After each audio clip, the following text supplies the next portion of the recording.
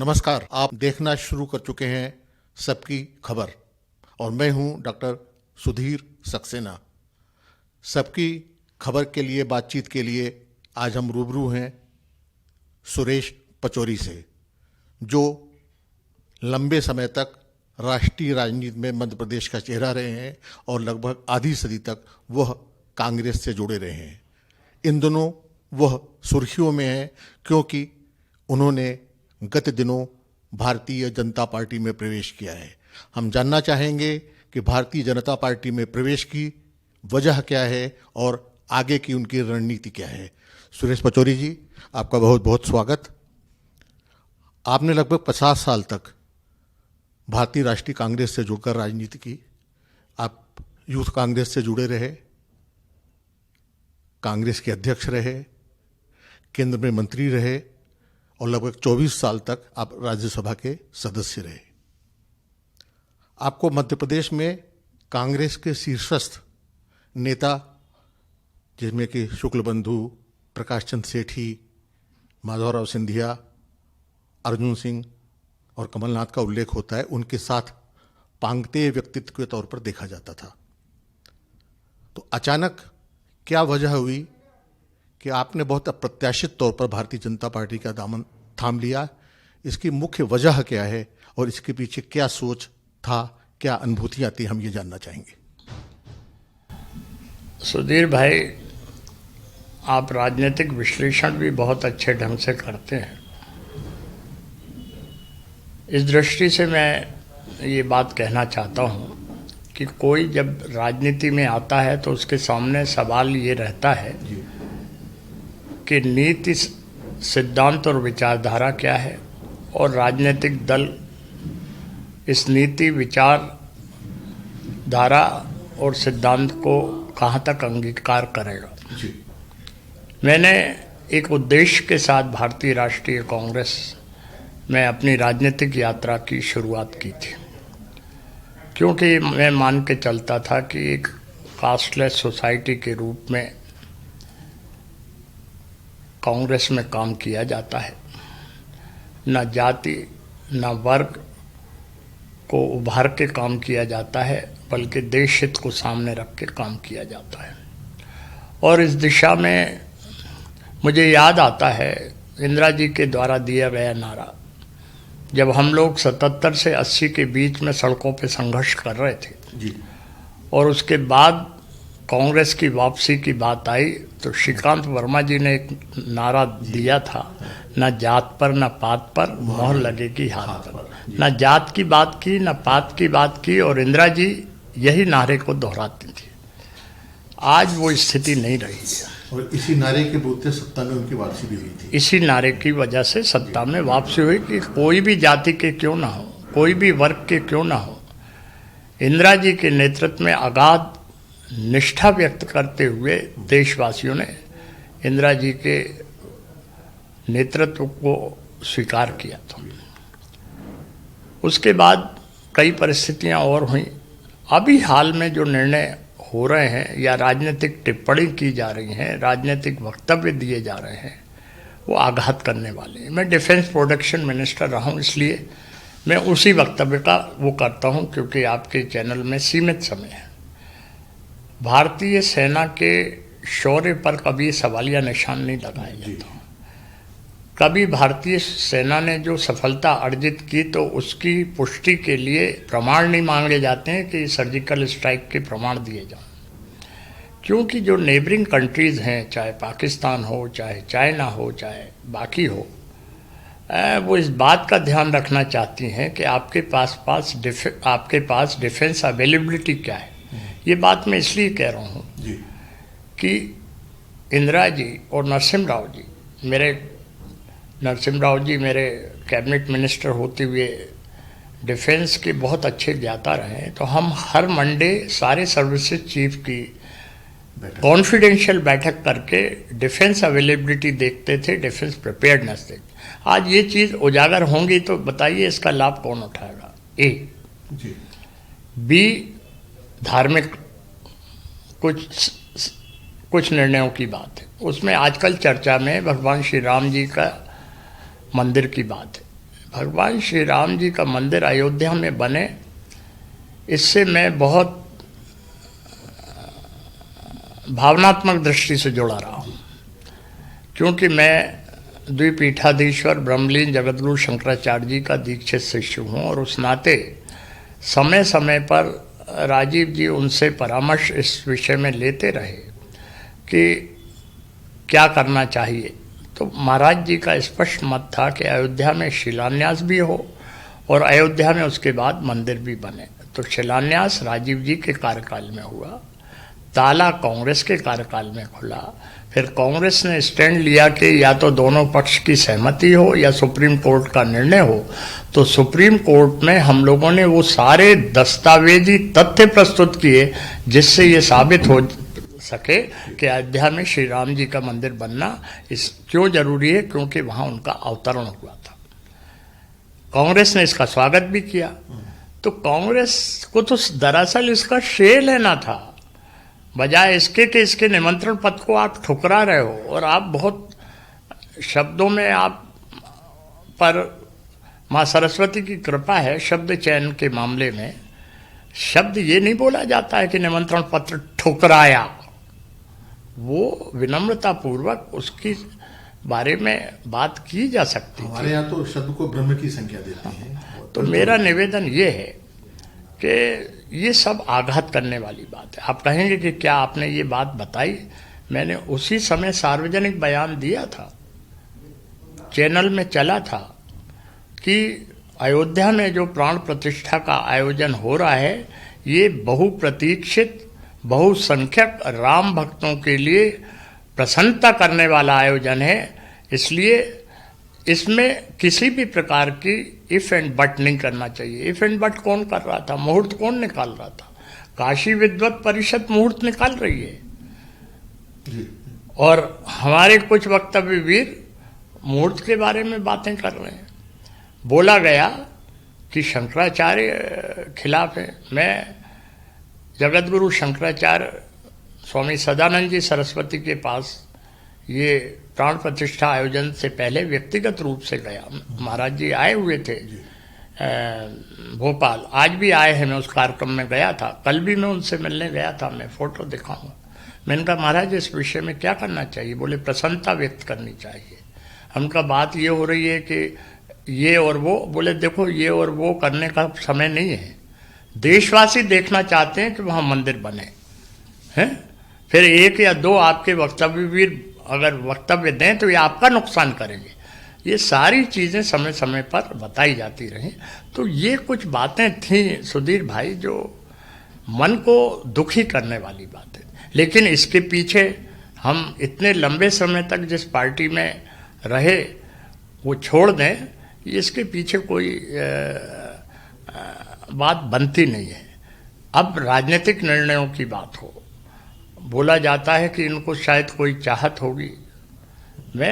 आप जानते हैं कि मैं 2010-11 के बाद किसी पद पर नहीं हूँ और न मैंने आकांक्षा व्यक्त की है। शायद लोगों को मालूम नहीं है कि मैंने जाके बोला ही नहीं कि मुझे ये पद चाहिए। और मैं ये नहीं बताऊंगा कि मुझसे पूछा गया, ये तो मेरे लिए हल्कापन होगा। और कोई कहे कि मिलता नहीं था, समय नहीं मिलता था, मुझे दिक्कत कभी भी मेरी आदरणीय नेता श्रीमती सोनिया गांधी जी से कम्युनिकेशन स्थापित करने में नहीं रही। राजीव जी के जो सुयोग्य बेटे हैं राहुल गांधी जी या उनकी बिटिया हैं प्रियंका गांधी जी, उनसे कम्युनिकेशन स्थापित करने में कोई दिक्कत नहीं हुई। मुझे लगता है कि आपको जैसा कि जाना जाता है कि आप गांधी नेहरू परिवार एक बृहत्तर परिवार की अगर हम बात करें तो उनसे बहुत नज़दीकी रिश्ते रहे हैं, उनके सदस्य के तौर पर रहे हैं। और राजीव गांधी, संजय गांधी, सोनिया जी, राहुल जी, सबका आपको विश्वास प्राप्त रहा है। तो मैं जानना चाहूँगा कि जैसा कि तुलसीदास जी कहते हैं, जाके प्रिय न राम वैदेही तजिए ताही कोटि बैरीसम यद्यपि परम स्नेही। तो इसके पीछे सिर्फ यही कारण है या फिर गांधी परिवार से आपकी निकटता के बावजूद आपने 50 साल के रिश्ते के बाद इतना बड़ा फैसला कैसे लिया? जो मैं बोलना चाहता था भगवान श्री राम जी के बारे में और जो चौपाई है कि अगर कोई भगवान श्री राम जी का अनादर करे तो वो दूसरे जो अनादर करने वाले हों, कितने भी प्रिय हों, उनसे रिश्ता तोड़ लेना चाहिए। इसी में इसका जवाब है, इसी में इसका जवाब है। तजो पिता प्रहलाद विभीषण बंधु भरत मेहतारी। तो हो ये वही जो राम रचि राखा। अब तो इस विचार से आगे चलना है।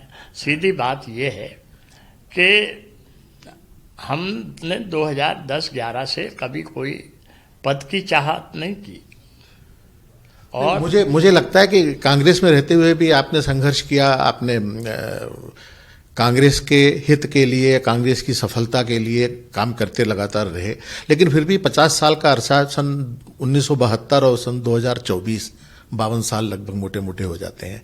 तो उस परिवार से बिछोड़ने का कहीं कोई मलाल या कहीं कोई दुख या कहीं कोई पीड़ा आपको है कि नहीं? नहीं, देखिए बात यह है कि जहाँ भावनात्मक रिश्ते होते हैं वो तो रिश्ते रहते हैं।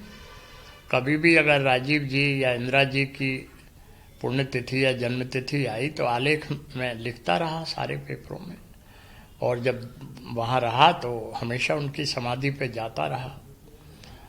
कभी भी किसी का बर्थडे रहा तो मैंने हमेशा विश की और उनके जवाब भी मुझे आते रहे। ऐसा नहीं है कि दूसरे जैसे आरोप लगाते हैं हमें समय नहीं मिल रहा, हमें जवाब नहीं मिल रहा। मुझे बराबर जवाब आए हैं, कोई ऐसी बात नहीं है। बात ये है कि अब मैं किन शब्दों में कहूँ कि असवल के घोड़े को तो सहलाते रहना पड़ता है। अब घर तो नहीं बैठ सकते, काम करने वाले हैं, खरारा करते रहना पड़ता है। हाँ। अब भाई अगर आप ये कहो कि अब आपकी रिटायरमेंट एज है तो पद थोड़ी मांग रहे हैं, काम मांग रहे हैं। अनुभव का लाभ लो। अपने घर में अपन गांव के आदमी हैं, जब दादा दादी नाना नानी माँ बाप बड़ा भाई एक एज में चला जाता है तो उसके अनुभव का लाभ लिया जाता है ससम्मान। उसे वृद्धाश्रम नहीं भेजा जाता है। अपने जहाँ जब बारात आए है तो कहें कि भैया 2-4-5 बुजुर्गों को ले आइयो, खड़ा करते हैं, तो कुछ मामला बिगड़ जाए तो वो उपाय बता देंगे। तो एक वैसी स्थिति है, इनका ध्यान रखना चाहिए। सुरेश भाई, आपने श्रीमती गांधी का, इंदिरा गांधी जी का उल्लेख किया और कांग्रेस के थिंक टैंक श्रीकांत वर्मा का उल्लेख किया। आपने 80 के परवर्ती दशक में अयोध्या में ताला खुलने के संदर्भ में राजीव जी का उल्लेख किया। तो क्या आपको ये नहीं लगता है कि कांग्रेस ने हिमालयन ब्लंडर किया है कि राम मंदिर के श्रेय को लेकर और राम मंदिर की प्राण प्रतिष्ठा के समारोह में सम्मिलित न होने को लेकर कोई बहुत बड़ी चूक या गलती कर दी है? देखिए, ये तो जनमानस में आप जाएंगे तो अपने आप पता लग जाएगा। मेरी जो छोटी सी सोच कहती है ये बहुत बड़ी चूक हुई है। तो क्या आपको लगता है कि आगे लेना चाहिए जी सामने वालों को बताने के लिए कुछ नहीं है। मैंने जो इंटरव्यू दिया था प्राण प्रतिष्ठा समारोह से पहले जी मैंने ये बात कही थी, गांधी नेहरू परिवार सदैव अयोध्या में भगवान श्री राम जी का मंदिर बने इस बात का पक्षधर रहा है और उसके मैंने दस्तावेजी सबूत प्रस्तुत किए। और मैंने ये भी कहा कि इस आयोजन को राजनीतिक चश्मे से नहीं देखा जाना चाहिए। भाई सीधी बात है, ये निमंत्रण पत्र था, ये आमंत्रण नहीं था। आमंत्रण में उद्बोधन के लिए बोला जाता है। अब मैं आमंत्रित कर रहा हूँ रवीन जैन साहब को या सुधीर सक्सेना जी को मंच पे, ये निमंत्रण पत्र था, जाके बैठते। आप भी एक दर्शक के नाते, कहते हैं ना, दर्शनार्थी के नाते भेज रहा हूँ नेह निमंत्रण, प्रियवर तुम्हें बुलाने को, पुरानी पंक्तियां थी। तो अब हम दूसरे प्रसंग पर आएंगे। अयोध्या में राम मंदिर की प्राण प्रतिष्ठा हो चुकी है, बड़ा समारोह हुआ। क्या आप अयोध्या में रामलला के दर्शन करने के लिए जाने का विचार रखते हैं या पिछले दिनों गए हैं? पिछले दिनों नहीं, पिछले अनेक वर्षों से मैं अयोध्या जाता रहा हूँ। पंडित श्री राम किंकर जी महाराज की स्मृति में आयोजित कार्यक्रमों में मंदाकिनी जी ने मुझे अयोध्या में ही बुलाया था। इसके अतिरिक्त हनुमानगढ़ी में कार्यक्रम हुए, सरयू तट पे कार्यक्रम हुए, उन आयोजनों में भी मैं जाता रहा हूँ और आगे आने वाले समय में मैं वहाँ रामलला जी के दर्शन करके अपने आप को बहुत सौभाग्यशाली महसूस करूँगा। सुरेश जी, मध्य प्रदेश में आपने एक बहुत लंबी पारी खेली है। आप राष्ट्रीय राजनीति में भले ही रहे हों, लेकिन आपकी जड़ें मध्य प्रदेश में हैं। पिछले अनेक वर्षों से मध्य प्रदेश में कांग्रेस सत्ता के बाहर है। आपने संघर्ष भी किया, किसानों के लिए आंदोलन में शिरकत करके आप उनके लिए धनराशि भी लाए। यहाँ विधानसभा के घेराव में आपको चोटें भी आईं और आप अस्पताल में भी भर्ती रहे। और यहाँ के जो प्रांतीय नेतृत्व रहा, यहाँ के जो प्रमुख नेता रहे, उनका सलूक मुझे लगता है कि आपके प्रति कैसा रहा ये तो आप बताएंगे, लेकिन शायद वैसा नहीं रहा जिसके वो आप हकदार थे। शुरुआत करते हैं। विधानसभा का घेराव प्रदेश कांग्रेस कमेटी के आह्वान पे किया गया, विभिन्न बातों को लेकर, विभिन्न समस्याओं को लेकर। दुर्भाग्य से मुझे उसमें उस समय चोट आई और मेरी 6 की 6 रिब्स की हड्डी टूट गई। मुझसे कहा गया कि एकदम अस्पताल जाना है, लेकिन मैंने कहा पूरे प्रदेश के लोग आए हैं, संबोधन के बाद जाऊंगा। मैं अस्पताल गया, कुछ दिन यहाँ रहा। उसके बाद मैं एम्स में लगभग 2-3 महीने रहा। ना तो भोपाल के अस्पताल में, ना दिल्ली के एम्स में जिन्हें आना चाहिए, जो तथाकथित बड़े नेता कहलाते हैं, कोई नहीं आया। अगर मेरी खैर खबर किसी ने ली तो आदरणीय श्रीमती सोनिया गांधी जी लेती रही या राहुल गांधी खुद एम्स आए।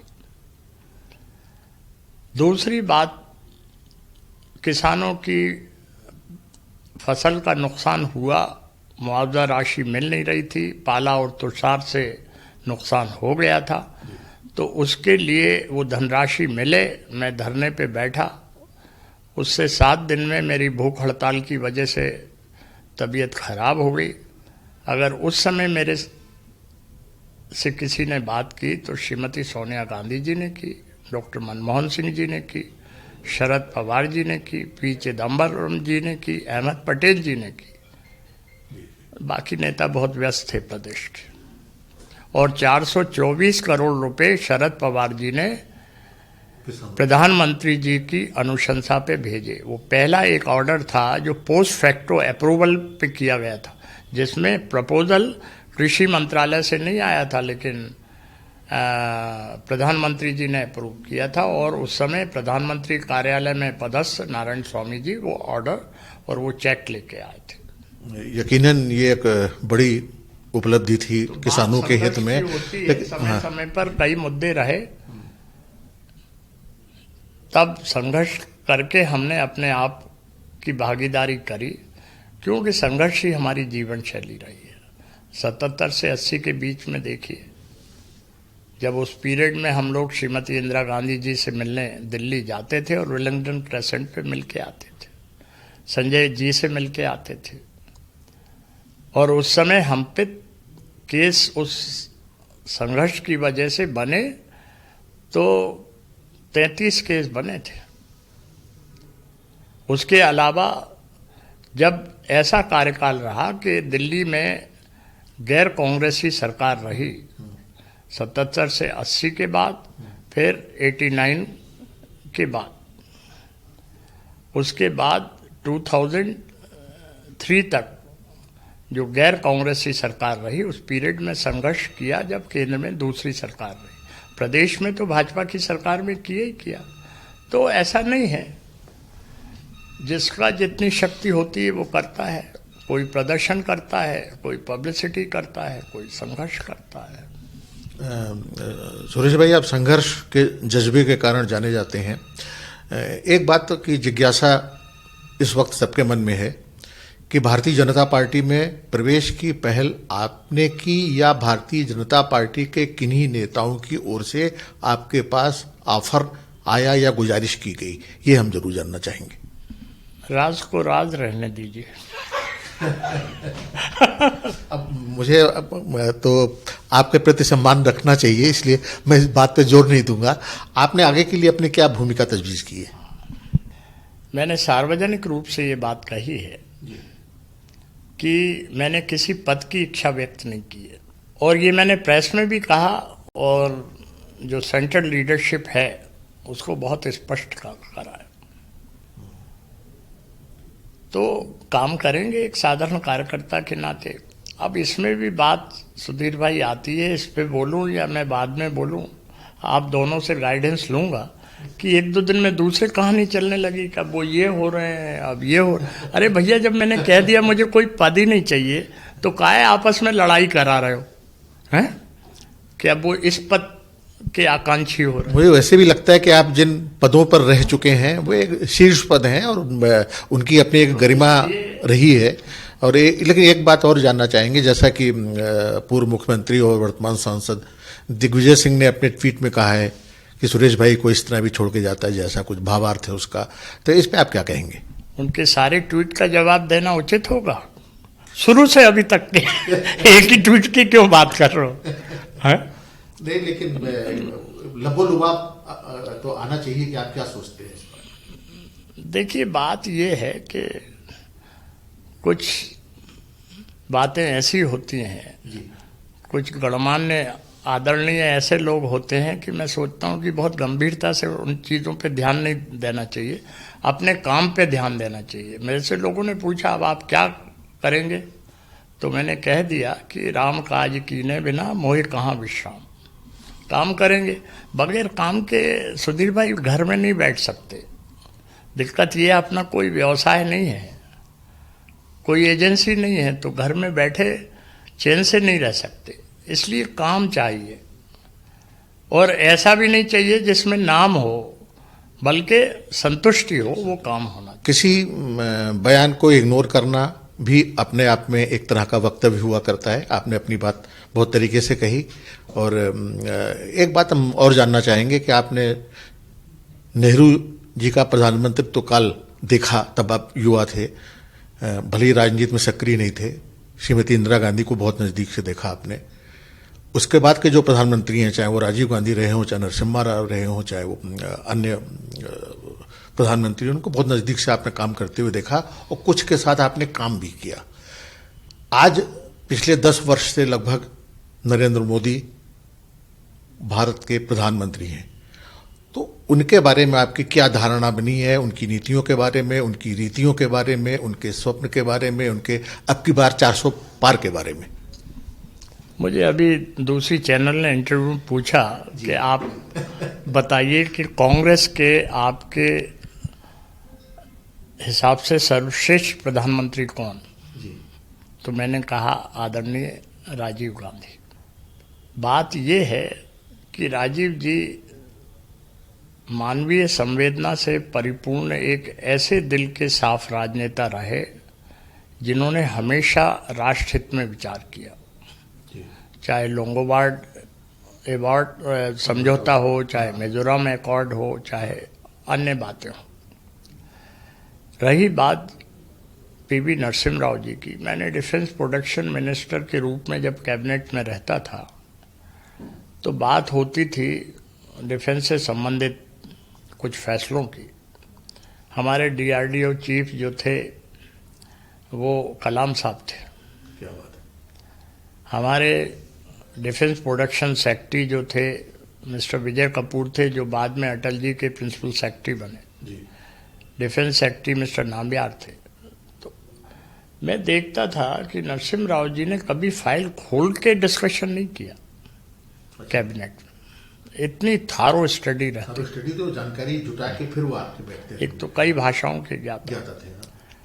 डॉक्टर मनमोहन सिंह जी का प्रश्न था, चूंकि मैं पर्सनल से रिलेटेड था, तो कोई भी फाइल भेजते थे, अगर सुबह भेजी तो या तो शाम तक लेट इवनिंग आ जाती थी, न दूसरे दिन वो अप्रूव होके आ जाती थी।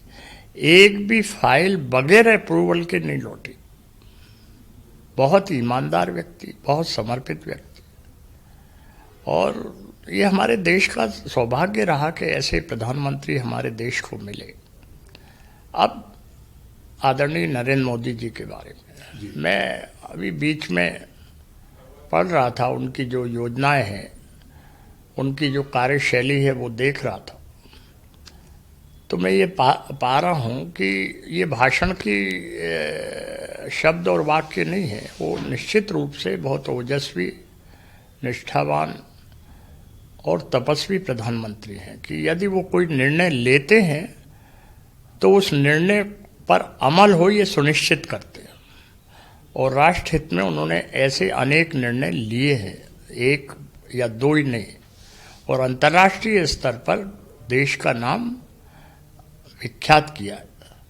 और अभी भी जो वो निर्णय एक के बाद एक लिए जा रहे हैं, तो मैं ऐसा मान के चलता हूँ कि उनके नेतृत्व में देश का भविष्य सुरक्षित है। सूर्य जी, अंतिम प्रश्न मेरा ये है कि आने वाले समय में क्या आपको लगता है कि मोदी युग जारी रहेगा, और कांग्रेस के भविष्य को आप कैसे देखते हैं, बहुत संक्षेप में?